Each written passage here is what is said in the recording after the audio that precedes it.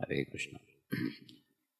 Yesterday we were talking about internal life of a devotee and the external life of a non-devotee. So we were giving the examples of Jadabharata and Akrura and all those examples. So the internal life of a devotee begins beyond dualities, beyond the Brahma Bhuta platform.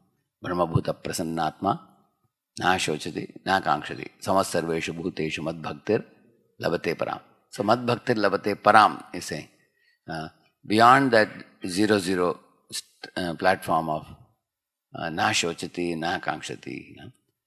The devotee has no material ambition or aspirations or expectations, and no lamentation for not having achieved something material in this world. Which means the devotee's mind is beyond dualities of heat and cold, or pleasure and pain, or honor and dishonor. And this is the reason why in the 12th chapter, verses 12 to 20, beginning with that verse, Adveshta Sarva Bhutana Maitra Karuna Evachad. In those series of verses, Krishna repeatedly emphasizes this point. Harsha Marsha Bhayodvegir Mukto Yasachame Priya Samashatrau cha mitre cha tada manapamanayoho Shitoshna Sukadukeshu Samasanga Vivarjita. So being equal in dualities is a repeated theme in Bhagavad Gita, not in one or two places. In fact, Krishna goes on to say, Jitatmana prashantatma paramatma samahitaha shitoshna sukadukeshu tata manapamanayoho.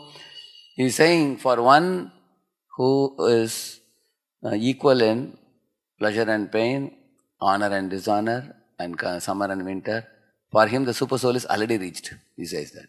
Jitatmana prashantatma, he says. So, understanding the seriousness of this subject, devotees have to learn the art of not being overly affected by the material success and material failures, and material pleasure and material pains. If devotees cannot see things in relation to Krishna, and they are going to see things in relation to themselves, me, my family, my body, my profession, my academics, then we remain in the world of dualities. And that is one of the reasons why we cannot experience the internal life. Our life remains external. And below this point of Brahma Bhuta are the three gunas, Tamaguna, Rajaguna, Sattoguna. So there can be devotional service performed in three gunas also. Avisandaya yogyam sam dambam matsaryameva va samrambe binnadrik bhavam sa bhakti tamasa muchyate. He's saying in the platform of tamasic platform, bhakti is also performed. Bhakti never is tinged with sattva, rajas, tamas, but our consciousness can be tinged with it. Problem is just like the holy name is always pure, but we can put a curtain between us and the holy name because of the three gunas.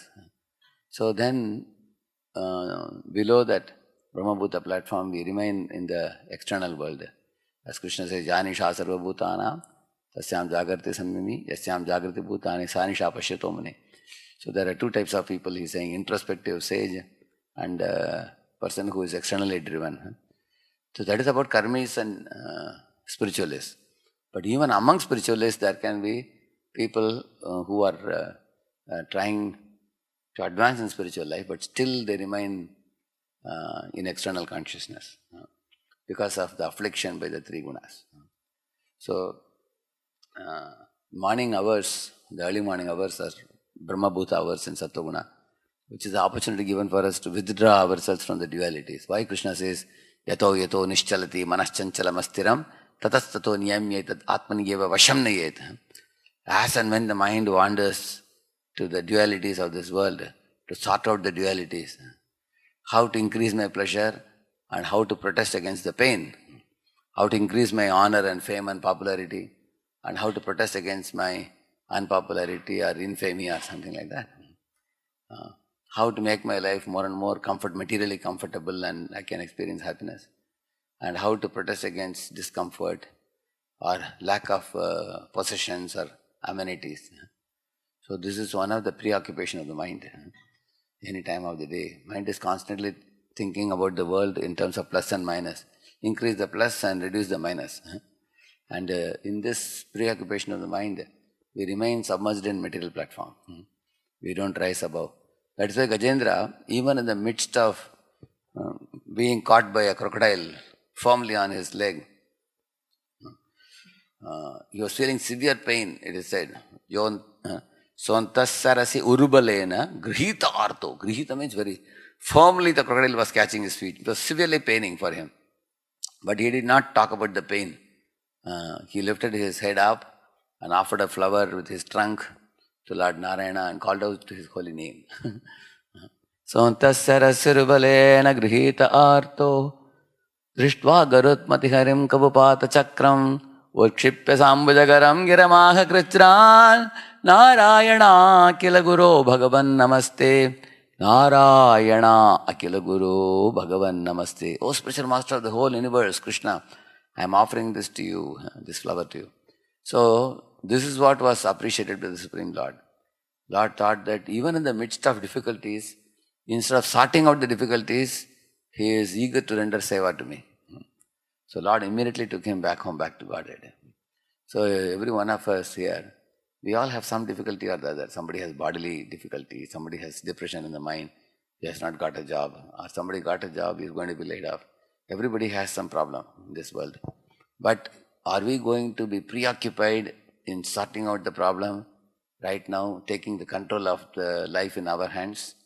Or are we going to withdraw our mind from the clutter of material clutter and then uplift it to a point where we remember Krishna, his instructions, his teachings, his pastimes, his qualities, which are all eternal, imperishable, everlasting, beautiful and very auspicious. If we are able to do that, that means we are getting liberated. The more we are able to focus on Krishna, we are getting liberated from the material platform. And then, na shochati, na kankshati. We'll come to the platform. Then beyond that, the Shuddha Bhakti starts. Then one can call the name of the Lord fervently in a devotional prayer. When Srila Prabhupada left his family and went to Vrindavan, he was sitting in the bank of Yamuna and seeing the river flowing.